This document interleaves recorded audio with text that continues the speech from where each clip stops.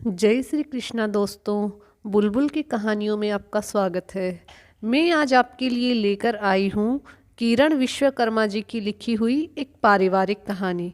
दोस्तों, अगर आपने मेरा चैनल सब्सक्राइब नहीं किया तो पहले जल्दी से चैनल सब्सक्राइब कर दीजिए। प्रीति के देवर का तिलक होने वाला था। एक हफ्ते बाद ही शादी थी, इसलिए प्रीति एक हफ्ते पहले ही ससुराल आ गई थी। शादी की सारी शॉपिंग वह करके आई थी। सासू माँ ने पूरी लिस्ट पकड़ा दी थी। वह काफ़ी पैसा खर्च कर चुकी थी। आखिर में पैसे कम पड़ने की वजह से अपने बैंक अकाउंट से निकालने पड़े, पर इससे ससुराल वालों को कोई फ़र्क नहीं पड़ता। उसके आते ही छोटी और बड़ी दोनों ननद ने रसोई से किनारा कर लिया। सासू माँ से तो वह बिल्कुल भी उम्मीद नहीं कर सकती थी। हमेशा ही उसे किसी न किसी बात पर सुनाया जाता और वह यह सोचकर चुप रह जाती कि यहाँ पर थोड़े दिन ही तो रहना है, पर ऐसे ताने सुनाए जाते कि वह तड़प कर रह जाती। शादी का घर था तो काफ़ी रिश्तेदार आ गए थे। घर में रामायण हो रही थी। सासू माँ ने ऑर्डर दिया कि आलू की सूखी सब्जी, मटर पनीर की रसेदार सब्जी, रायता, सलाद और पूरी बना लेना। उसने घर में जितने भी लोग थे और 5 आदमियों का एक्स्ट्रा करके उनके हिसाब से खाना बना लिया था। दोनों ननद ने मदद तो करवाई नहीं, पर बार बार आकर रसोई में जायजा लेकर सासू माँ को रसोई की पूरी खबर दे रही थी कि प्रीति कैसे काम कर रही है और क्या बन गया है। बीच बीच में बार बार चाय का भी ऑर्डर दे जाती है। रात में जब सभी लोग खाना खा रहे थे, तभी रामायण पढ़ने के लिए दो दो मंडली एक साथ आ गई, क्योंकि एक मंडली में 9 से 10 लोग ही हैं। इस हिसाब से 20 लोग हो गए। सासू माँ ने उन लोगों को भी खाना खिलाने को कहा। काफ़ी लोग खाना खा चुके थे और अभी कुछ लोग बाकी थे और सब्जी कम पड़ गई। यह देखकर प्रीति बाहर कमरे में सासू माँ से पूछने के लिए ही आ रही थी कि सास और ननद की आवाज़ सुनकर दरवाजे पर ही रुक गई। माँ, भाभी से तो कुछ होता नहीं है, देखो खाना कम पड़ गया। छोटी ननद बोली, अगर मैं बनाती तो खाना बिल्कुल भी कम नहीं पड़ता।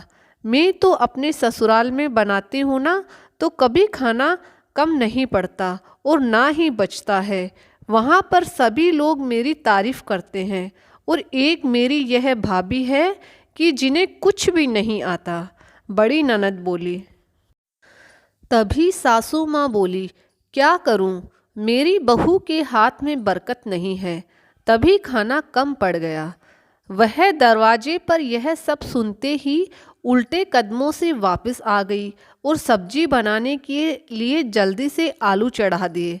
ताने सुनकर तो अब ऐसा लग रहा था कि किसी ने उसके शरीर पर जलते हुए अंगारे रख दिए। आँखों से बहते आंसू पूंछते हुए सब्जी का मसाला तैयार करने लगी। तभी रसोई में उसके पति विराज आ गए।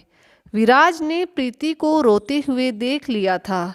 वह पूछने लगा, क्या हुआ, क्यों रो रही हो? प्रीति ने मौके की नज़ाकत को समझते हुए बहाना बना दिया कि आँख में मिर्च वाले हाथ से हाथ लग गया तो जलन हो रही है, इसलिए आंसू आ रहे हैं। वह बात को बढ़ाना नहीं चाहती थी, इसलिए विराज को टाल दिया। दूसरे दिन शाम को तिलक था। उसमें दोपहर का खाना जितने भी घर में लोग थे उनकी संख्या में 10 लोग और जोड़कर थोड़ा ज़्यादा खाना बना दिया, क्योंकि शाम को खाना तो हलवाई लोग बना रहे थे। इसलिए उसने दोपहर के खाने में दाल चावल, 2 तरह की सब्जी, रोटी, रायता, चटनी और सलाद तैयार कर लिया था। सभी के खाने के बाद खाना बच गया था। तभी बड़ी ननद बोली, देखो ना माँ, भाभी ने कितना ज़्यादा खाना बना लिया है और शाम को तो हलवाई के द्वारा बनाया खाना सभी लोग खाएंगे, तो अब यह खाना बेकार हो गया। भाभी को तो बिल्कुल भी अंदाज़ा नहीं है। तभी विराज हलवाई के द्वारा मंगाए गए सामान के कारण रसोई में आ गया और अपनी बहन की बात सुनते हुए बोला, दीदी आप कैसी बातें कर रही हैं? कल तो आप कह रही थी कि भाभी को खाना बनाना नहीं आता क्योंकि कल कम पड़ गया था और आज थोड़ा ज़्यादा बन गया तो बर्बाद हो गया। क्यों दीदी, ऐसा क्यों कहा आपने? कल जब प्रीति ने खाना बनाया तो उसे बिल्कुल भी अंदाज़ा नहीं था कि 20 लोग और बढ़ जाएंगे खाना खाने के लिए, क्योंकि खाना बनने के बाद 4-5 आदमी तो खा सकते थे लेकिन 20 आदमी नहीं खा सकते। और माँ, आपने यह बात क्यों कही कि बहू के हाथ में बरकत नहीं है? आज शहर में मेरा घर है, सारी सुख सुविधाएं हैं, तो इसमें इसका ही योगदान है। मैं तो सिर्फ नौकरी करता हूँ, पर यह पढ़ाती भी है, घर और बाहर की जिम्मेदारियों को भी निभाती है और यह सब करने के बाद मैं कुछ पैसा बचा भी लेती है। माँ, आपने तो सामानों की लिस्ट पकड़ा दी, यह भी नहीं सोचा कि हम लोगों का बजट कितना है। कुछ पैसे कम पड़ रहे थे तो यह उसने अपने पास से लेकर मिलाकर लाई है। हम दोनों ही मिलकर गृहस्थी की गाड़ी को चला रहे हैं।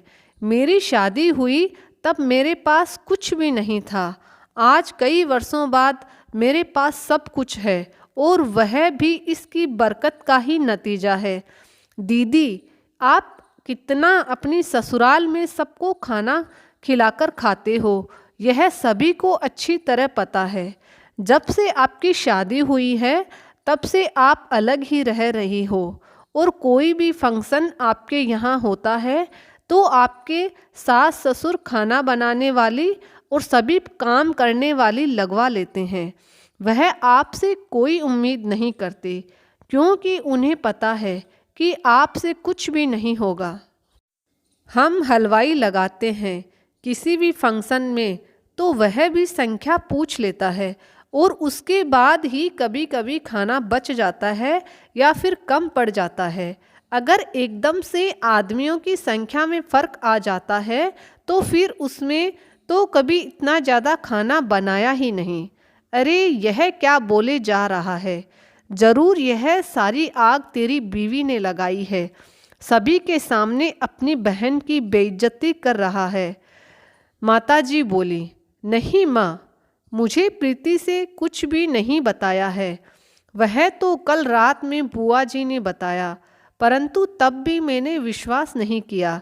अभी दीदी की बात सुनी तो मुझे एहसास हो गया कि आप लोग कितना गलत व्यवहार कर रहे हो। क्यों? घर के कार्यों की जिम्मेदारी सिर्फ बहू की होती है। जो दूसरों को गलत लग रहा है, मैं आप लोगों की क्यों नहीं?